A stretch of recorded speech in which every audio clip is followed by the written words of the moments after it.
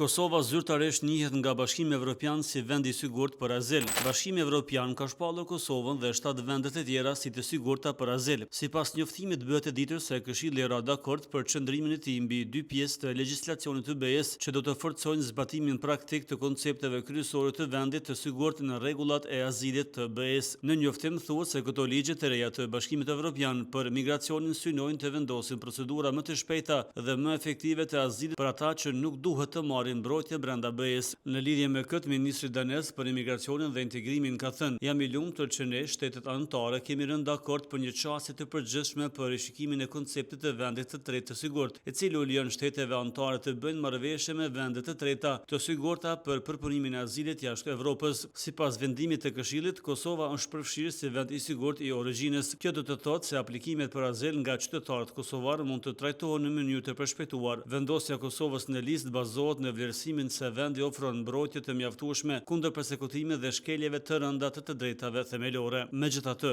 kjo nuk do të thotë se çdo kërkesë azili nga Kosova do të refuzohet automatikisht. Çdo aplikim individual mund të shqyrtohet nëse ekzistojnë arsye specifike për mbrojtje.